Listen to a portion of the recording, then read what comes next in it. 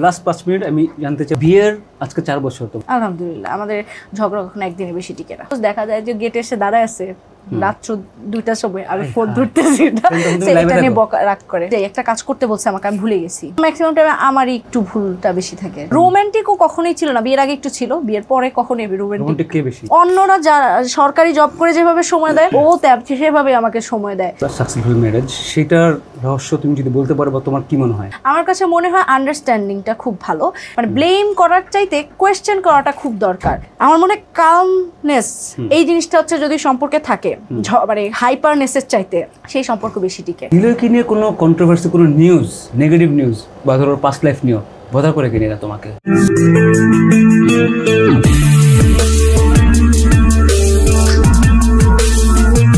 Aunty লিখছে আমি জানি কোন এতে যেভাবে পাইছি ওটা বলা যাবে না কিভাবে। হাসান হাবিব লিখছে আপু তোমাকে আমার অনেক পছন্দ।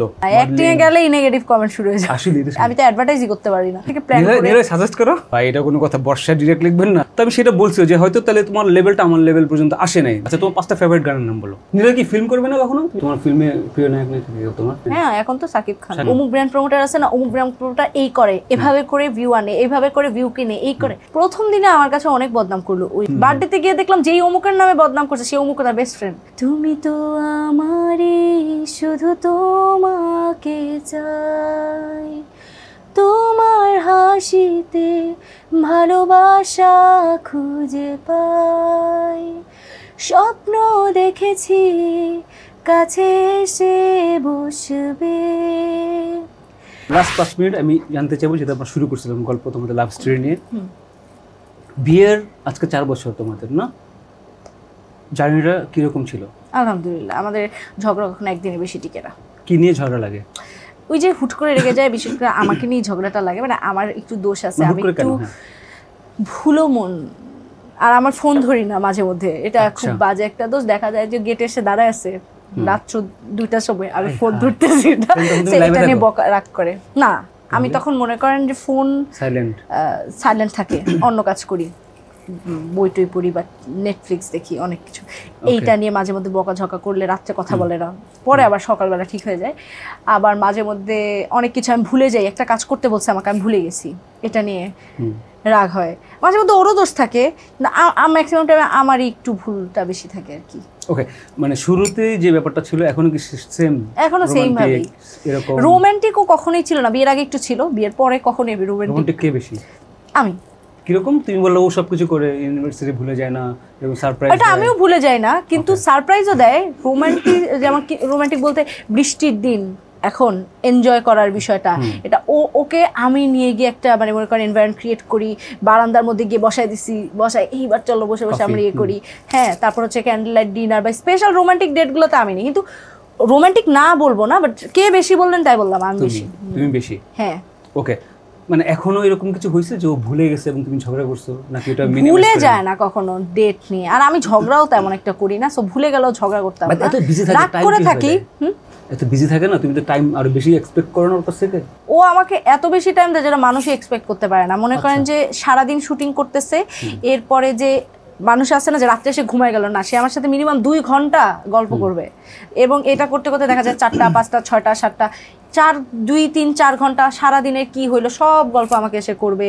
এখন মানুষ তো শুধু নায়ক বলে না, যে এখন কর্পোরেট জব করে সেও তো চাকরি করে, সেও তো সকাল 7টার সময় বের হয়, ওর 7টার সময় বের হওয়া লাগে না, ও 12টা 1টার দিকে বের হয়। ও কর্পোরেট জব করে, সে 7টার সময় বের হয়, সন্ধ্যা 6টা 7টার সময় আসে, এসে আবার বাসার মধ্যে কম্পিউটারে বসে। সেম সিস্টেমই, কিন্তু খালি নায়ক বলে যে ওকে বলা যে ও সময় দেয় কেমনে। অন্যরা যারা সরকারি জব করে যেভাবে সময় দেয়, ও সেভাবে আমাকে সময় দেয়। এই আর কি। 2টা কোশ্চেন পরপর। একটা সফল ম্যারেজ যেটাকে বলি আমরা, সাকসেসফুল ম্যারেজ, সেটার রহস্য তুমি যদি বলতে পারো বা তোমার কি মনে হয়? আমার কাছে মনে হয় আন্ডারস্ট্যান্ডিংটা খুব ভালো।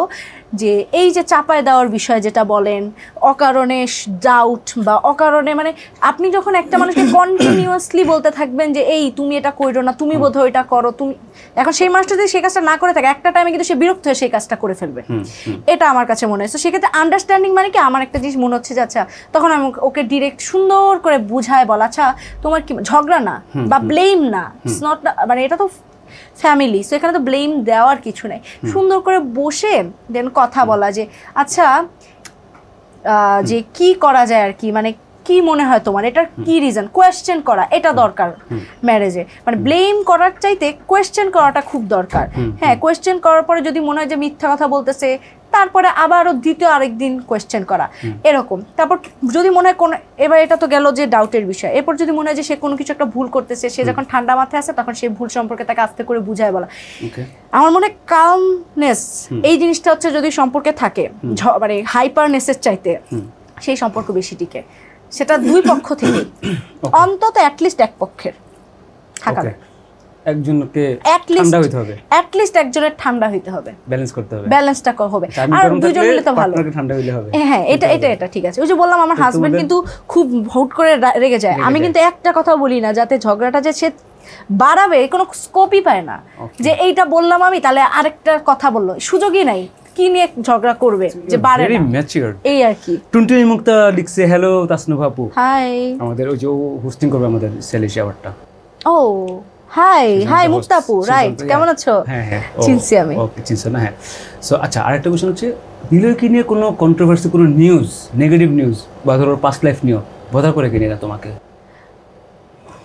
কন্ট্রোভার্সি তো ওখানে তেমন একটা হয় না, মাঝখানে একটা হয়েছিল, সেটা আমাকে বদার করার কিছুই নেই, কারণ এই হিমিয়াপুকে নিয়ে যে মাঝখানে একটু কন্ট্রোভার্সি একবারই হয়েছিল, প্রেম বিয়ে এরকমই একটা, এইটাই তো একটা কন্ট্রোভার্সি। এই কন্ট্রোভার্সি কেন হয়েছে, কারা ক্রিয়েট করছে, কি হয়েছে না হয়েছে সব কিছুই আমি জানি, এবং আমাকে তো সব কিছুই শেয়ার করে যে কারা কি করছে, কেন করছে, ওই বছর কি কারণে এই কন্ট্রোভার্সিটা হুট করে ক্রিয়েট হয়েছে, এগুলো সবই জানি। জুটি ভেঙে দেওয়ার জন্য এই কাজটা করা হয়েছে, এটা একটা সিন্ডিকেটের মাধ্যমে, এগুলো সবই আমি জানি। তো এটা আমাকে বদার কি করবে, আমি তো আগে থেকেই জানি।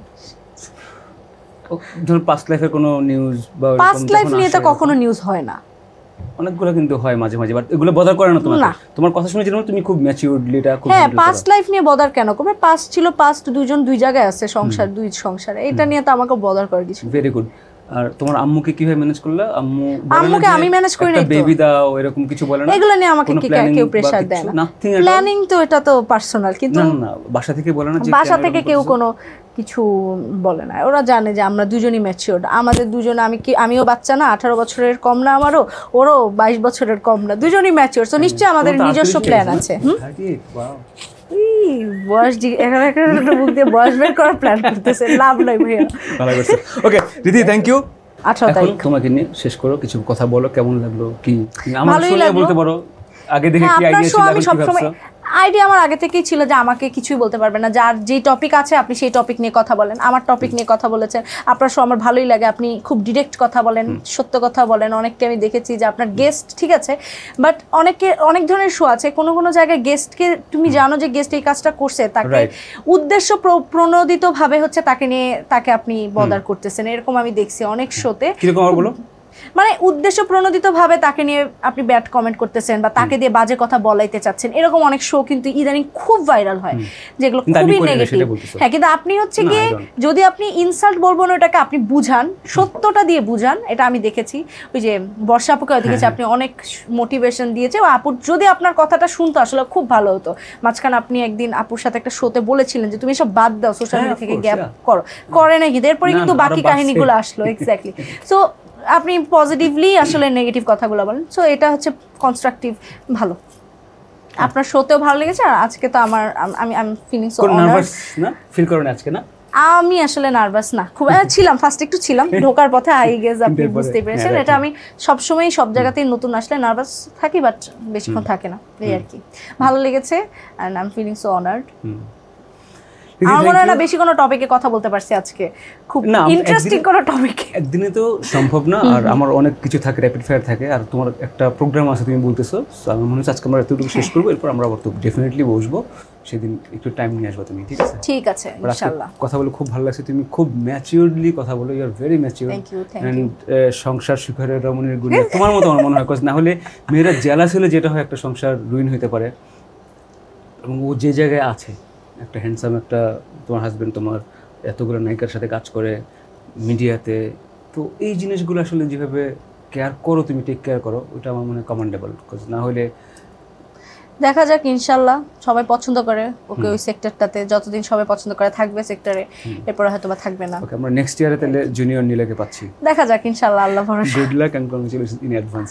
Thank you guys, thank you for watching. আর প্লিজ ভালো থাকেন, নেগেটিভ থেকে দূরে থাকেন, এই যে এরকম পজিটিভ মানুষের পাশে থাকেন, এরকম পজিটিভ মানুষের পাশে থাকেন। আমাদের এগুলো দেখেন, সব ফালতু জিনিস কমান, ফালতু জিনিস দেখা বন্ধ করেন, ভালো ভালো জিনিস দেখেন। আপনারা যদি ভালো মানুষ হন তাহলে তো কথা শুনবেন। I love you.